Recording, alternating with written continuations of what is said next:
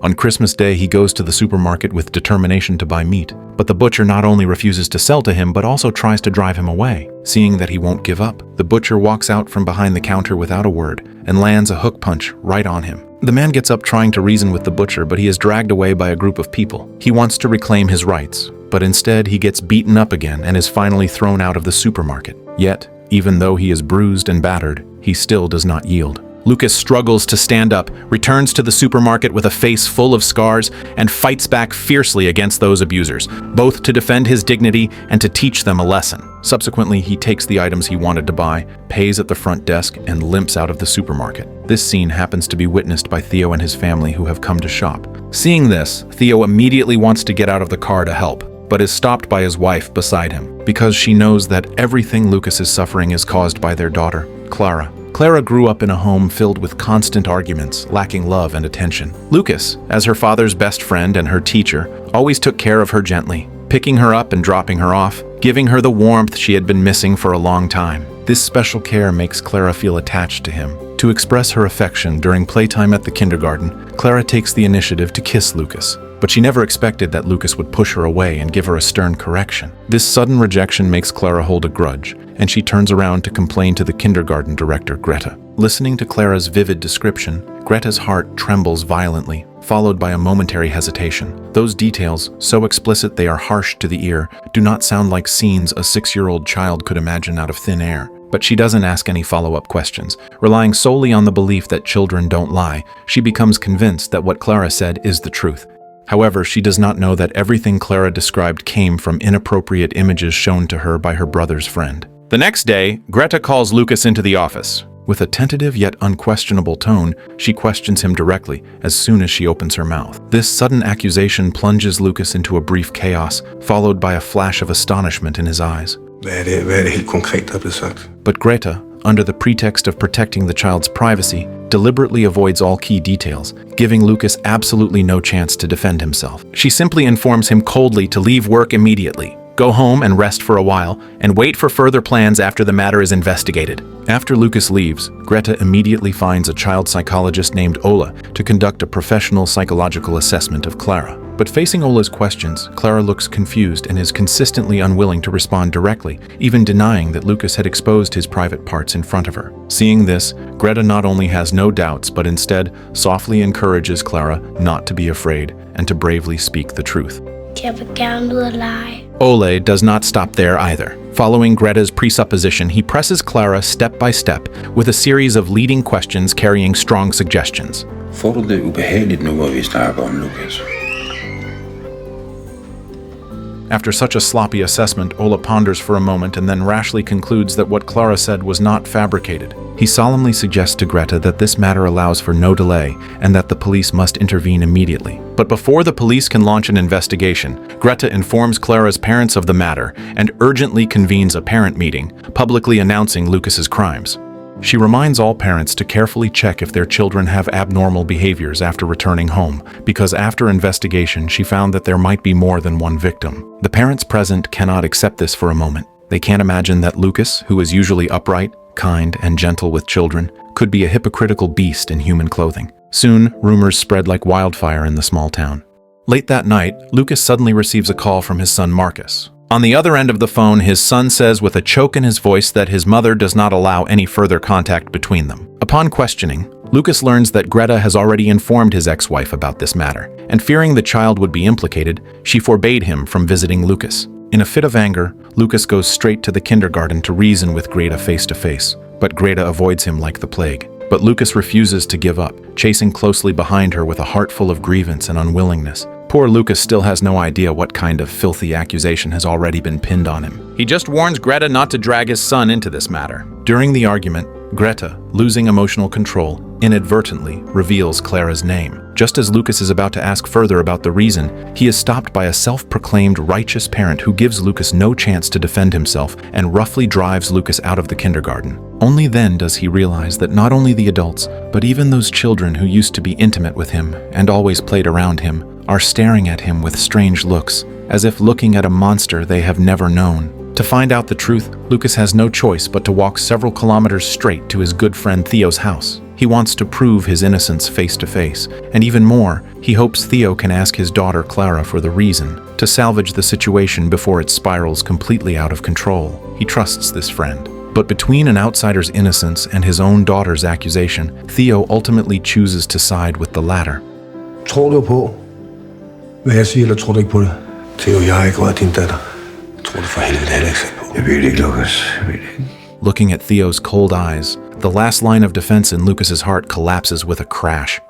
He could never have imagined that decades of friendship would be so fragile in the face of rumors and prejudice. Just as he is wrapped in despair and at a loss, Theo's wife Agnes walks over. Without saying a word, she tells Lucas to get out of the house. Lucas defends himself loudly and hysterically, trying to awaken Agnes's reason, but Agnes won't listen at all. Her emotions gradually spiral out of control, and she sternly scolds Lucas to leave immediately. Helpless, Lucas can only get up and leave, but just as he reaches the door, he is stopped by Theo.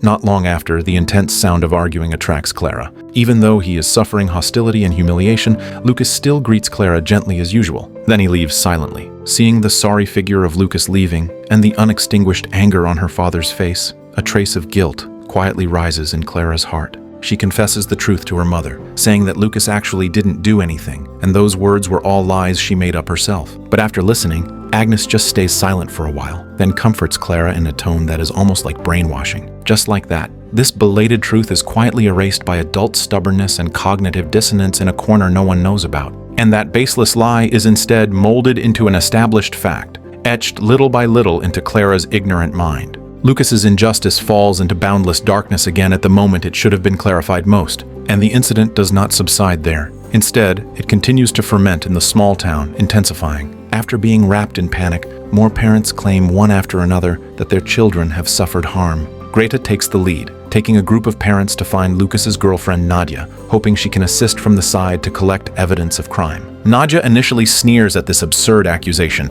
and firmly believes in Lucas's character. But listening to the vivid descriptions of the crowd, those amplified fears and prejudices make her originally firm belief begin to shake. After returning home, the trust and tenderness of the past are gone from her eyes when she looks at Lucas, leaving only scrutiny and suspicion. Coincidentally, at this time, Clara suddenly appears at the door. She came here wanting to go for a walk with Lucas's dog. Lucas wants to take this opportunity to find out the truth. Hvad er det, jeg skulle have gjort ved dig, lille skat?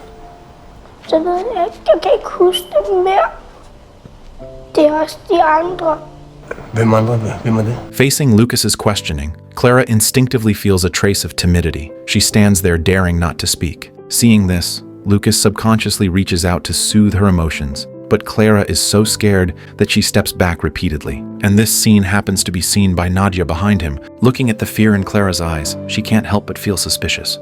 Did you touch that girl? Facing Nadia's questioning, Lucas's eyes turn red. He never thought that the innocence he tried his best to defend would be so fragile in front of the person he should trust the most. The betrayal of his friend has already left him bruised all over, and now his girlfriend's suspicion is the last straw that breaks him. This man, who has always been forbearing and restrained, finally collapses completely under the heavy blow of double betrayal. Without any further explanation, he uses nearly resolute force to push that broken trust and suffocating suspicion out the door together. In the following time, Lucas hides alone in the dim room, daring not to contact the outside world. Only that spiritual and understanding pet dog accompanies him in this lonely corner without leaving, becoming his only comfort in desperation. In the blink of an eye, heavy snow is flying outside the house. In a dazed state, Lucas suddenly hears some commotion coming from outside. Pushing open the door to look, it turns out to be his son Marcus, who hid it from his mother and braved the gossip of the small town to see his father, whom he hasn't contacted for a long time. He is not wrapped in outside prejudice nor swayed by inexplicable suspicion. With firmness and worry in his eyes, he pries open a crack that lets light into Lucas's already frozen world. But when Marcus sees his father's haggard look,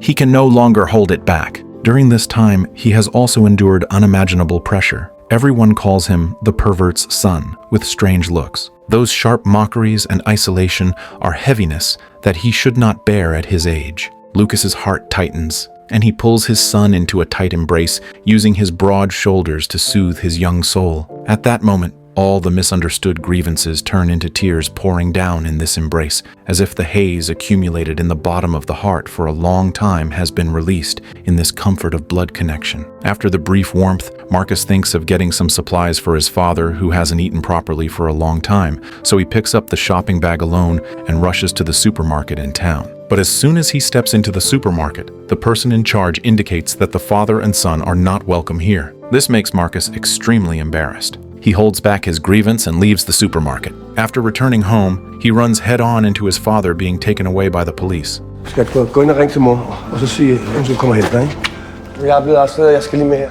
Watching the moment the police car takes his father away, Marcus knows better than anyone that in this time of storm and stress, he absolutely cannot leave his father to face it alone. Finally, he decides to stay. But his father left in a hurry, and he didn't have time to ask his father for the key. However, just then, he suddenly remembers Theo. The two families used to be good neighbors and had a habit of keeping each other's keys. Holding on to the last shred of hope, he turns to Theo's house to ask if they still have the key and incidentally implores them to help his father for the sake of old times. But no matter how Marcus explains his father's innocence, Theo and his wife's faces are always shrouded in suspicion and alienation. That cold mistrust is like a basin of cold water, completely extinguishing the only remaining hope in his heart. Just when Marcus is extremely helpless, Clara happens to appear. In a moment of desperation, Marcus places his last hope on Clara again. Hej Clara. Hej. Har du det godt? Hvorfor lå du min far? Det gør jeg ikke. Seeing this situation is bad, Theo hurriedly signals his wife to take their daughter back to the room. Seeing the last glimmer of hope about to be lost, Marcus's emotions gradually spiral out of control. He gets up to chase after her to ask for the truth, but is stopped by another student's parent. After several struggles and entanglements, Marcus completely loses his reason. He suddenly breaks free from the restraint and rushes forward to grab Clara, who is about to enter the door. In the end, Marcus is shoved out of the door by a group of strong men, and the scene falls into chaos for a time. But he does not stop there. He still wants to try his best to seek justice for his wronged father. But young as he is, his strength ultimately cannot compete with this group of adults. In desperation, he smashes his fist fiercely at that self-proclaimed righteous parent. Fortunately, Theo still maintains a trace of calmness and intervenes in time to stop several emotional parents, ultimately preventing a tragedy. Marcus can only stand there, using curses to vent his inner anger and long-suppressed frustration. Afterwards, the desperate Marcus has to go to his father's friend Brune. Because Brune and Lucas have always had a good relationship, he regards Marcus as his godson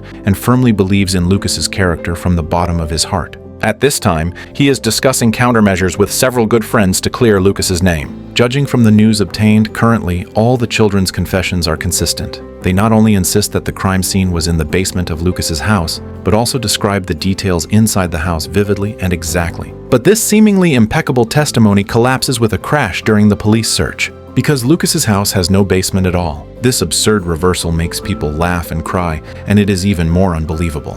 Det er meget almindeligt kendt i sådan nogle sager her, at børn de beskriver detaljer, som for eksempel jeres kælder, som ikke eksisterer. Jeg ved sgu ikke, om det er deres egen fantasi eller andet, de går og finder på nede på legepladsen og snakker med hinanden, eller hører noget fra mor og far, eller ser noget i fjernsynet, men altså, man har altid gået ud for den tanke, at børn, de fortæller sandheden. Og det gør de jo desværre også rigtig ofte. Early the next morning, when the sky is just getting light, Lucas is acquitted and released. Marcus greets him happily and hugs his father tightly, as if all the suffering was worth it. They thought this undeserved disaster had ended, and life would eventually return to the right track. But no one expected that the malice nourished by prejudice did not dissipate. Their real nightmare was just beginning. In the evening, while Lucas and his son are cooking in the kitchen, enjoying this rare parent-child time, a large rock smashes through the window amidst their laughter. Lucas and his son squat down to hide on the floor. Then he whispers to Marcus to stay put, while he picks up a baseball bat and rushes out of the house with anger, shouting loudly. But all around is silent, with no one answering, and the attacker has long since fled. Lucas only sees a black bag lying quietly not far away, like a shadow that cannot melt, revealing a bone-chilling weirdness and ominousness. He walks forward cautiously, slowly opens the bag, and looks inside. It is actually the corpse of his beloved dog. At that moment, he is extremely grief-stricken. In Lucas's heart, it had long been more than just a pet.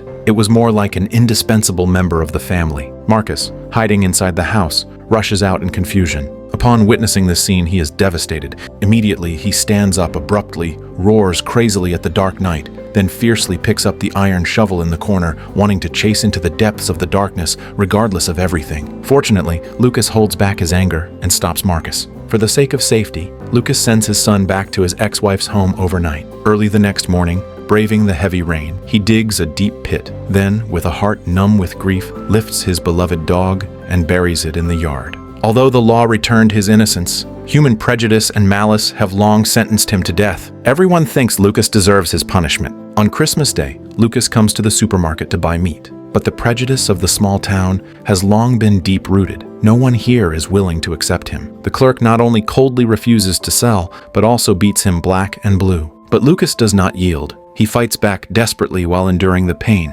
exchanging determination for dignity. When he walks out of the supermarket, his battered and ragged appearance happens to be seen by Theo and his family who came to shop. Witnessing his former best friend reduced to a state where everyone shouts to beat him like a rat crossing the street because of a lie from his daughter, Theo lowers his head heavily with guilt. He no longer dares to face Lucas's scarred yet still upright back. After returning home, Lucas sits alone in the house. His mind constantly replays the insults of the supermarket clerk, the punches and kicks of the crowd, and the scene of his best friend Theo's family watching coldly from the roadside. His heart feels like it is being cut repeatedly by a knife. The so-called collective justice is just a hunt against an innocent person launched by a group of people in the name of morality. And his grievance, anger, and helplessness continue to pile up, yet he cannot find anyone to confide in. When the bell of Christmas Eve rings, Lucas does not choose to curl up at home to escape. Instead, he gets up and grooms himself meticulously, putting on a formal suit, trying to face those who ostracize him with a dignified posture. The church is brightly lit, and the melody of hymns wraps around hypocritical piety, flowing slowly in the air. Lucas is dressed in a neatly tailored suit, fresh scars still visible on his face. He walks to the front pew and sits down. The woman sitting beside him immediately gets up and moves away, leaving a large area of isolation around him. Theo and his family sit in the back row, their eyes occasionally glancing at Lucas's back, carrying complex scrutiny. When the hymn reaches its climax, Lucas slowly turns his head. His gaze passes through the crowded crowd and lands straight on Theo's face. That look is filled with grievance, anger, and the severe pain of betrayal, as well as a trace of a final plea to his former best friend. His tears swirl in his eyes but never fall. Theo looks at Lucas for a moment, then hurriedly looks away, his eyes dodging, daring not to face this heavy questioning directly. Then the children of the choir walk onto the stage in line, and Clara is among them. Lucas's gaze falls uncontrollably on Clara. This child who plunged his peaceful life into hell is now singing about love and forgiveness with the most innocent voice. Every note is like a tiny ice pick, stabbing into his already riddled heart. He suppresses the surging emotions and slowly turns his head to look in Theo's direction, seeing the couple whispering behind his back, as if discussing him. This makes Lucas's emotions collapse completely. He stands up abruptly and strides towards Theo in the back row. Before the people around can react, he smashes the Bible fiercely at Theo. Finally, Lucas is forcibly escorted out of the church by several strong men. The noise in the church gradually subsides, while Theo gradually falls into silence. He knows the reason Lucas shouted for him to look into his eyes is that the two were once best friends who knew each other inside out. Theo said more than once that as long as he looks into Lucas's eyes, he knows if he is lying. That trust, akin to brotherhood, was once his most cherished bond. Yet now, because of a child's lie, he easily stood on the opposite side of his best friend, watching him being beaten and humiliated by the entire town, and even his beloved dog, who stayed by his side day and night, suffered a tragic fate. The regret of personally destroying their friendship cut deep into his heart, leaving him in unbearable pain and unable to let go. And half asleep, Clara glimpsed tears rolling down her father's cheeks, a flicker of guilt flashing in her eyes. She finally spoke up in a whisper, revealing the truth that had been covered up for so long. At that moment, Theo suddenly realizes that he did not simply believe the child, but was swept up by the collective prejudice of the small town and blinded by the obsession to protect his daughter, choosing the most cowardly way to escape the truth and blindly follow the group. He did not stick to his trust in his best friend, did not verify the authenticity of the lie, and instead became an accomplice in hurting Lucas. This condemnation of his own cowardice and dereliction of duty makes him ashamed. After gently coaxing Clara to sleep, Theo turns and walks to the kitchen, takes a bottle of wine, brings 2 pieces of meat, and goes to Lucas's house overnight. There is no expected outburst of resentment, nor extra apologies and pleasantries. The two just sit quietly like that. Finally, Lucas raises his glass and chooses to forgive. In a blink of an eye, more than a year has passed since the two families reconciled. This day is a good day for Marcus to get his hunting license. Locally, this is equivalent to a boy's coming-of-age ceremony, meaning that from now on he is a real man and has the qualification to step into the jungle to hunt. For this, Lucas holds a celebration for his son. Former relatives, friends, and neighbors gather together, making it very lively. When meeting, Marcus and Theo's son hug each other, as if the past estrangement has vanished like smoke, and everyone puts on a look of discarding past grievances. But during the ceremony, Lucas inadvertently looks around the crowd and catches the dodging in those eyes. He understands that some scars may be covered by time, but the prejudice and shadow in people's hearts are like carved marks that can never be truly eliminated. Laughter and cheerful voices rose and fell throughout the scene, yet this lively atmosphere ultimately lacked the purity and sincerity it once had. Some things, once broken, can never return to their original appearance. After the meal, Lucas sees Clara again. She is hiding in the corner alone, just like before, afraid of stepping on the lines on the ground. Nå, hvad skal vi gøre med de streger? Det ved jeg ikke. Der vildt mange, synes jeg. Ja. Looking at this girl who once pushed him into the abyss of doom, a trace of hesitation flashes in Lucas's eyes, but he ultimately walks forward slowly and gently picks her up. This act of crossing the hurt has long gone beyond simple forgiveness. Even after experiencing the darkness and betrayal of human nature, Lucas's heart has never been twisted by hatred, always sticking to his kindness and tenderness. After the hustle and bustle of the celebration ends, the group rushes to the jungle to hunt according to local custom. Lucas walks alone in the forest, his footsteps stepping over dead branches and fallen leaves, leaving detailed sounds. He focuses on patrolling the hunting area. Suddenly, a piercing gunshot breaks the silence of the forest. A bullet flies past Lucas's ear and hits the tree trunk beside him. Lucas is in shock, not knowing what happened. He only sees a blurred figure holding a shotgun in the backlit tree shadows, reloading and aiming at him again. At the moment his life hangs by a thread, the gunman does not pull the trigger. After a brief confrontation, he turns quietly and disappears into the depths of the dense forest. This unfired gunshot is exactly the sharpest metaphor of the film. The real hunt is never the pursuit of beasts in the jungle, but the ostracism of aliens in the depths of the human heart, the indifference to the truth, and the invisible violence spawned by group prejudice. People always superstitiously believe that children don't lie, but forget that children's cognition is not yet mature. Their expressions may be mixed with imagination, misunderstanding, or emotional venting, not absolute truth. What is more worth reflecting on is that many adults, who should be the guardians of the truth, are too lazy to verify, blindly follow speculation, and stand on the moral high ground, taking a child's one-sided words as ironclad evidence of guilt. And that unwarranted charge makes the innocent pay with their whole life. Even if the rumor is punctured and the hurt has scabbed over, those malice and prejudices lurking in the dark are still like this loaded shotgun, always aiming at the individual who does not fit in. Lucas's experience is a sharp accusation against the collective unconscious violence of the entire society. When individuals are wrapped in the obsession of the group, when the justice of the majority becomes a fig leaf for prejudice, the darkness of human nature will breed the most hurtful sharp blade. And that final unfired bullet is more cruel than a fatal blow. It proves the deep-rootedness of prejudice, and also reveals that this hunt about human nature has never had a real end.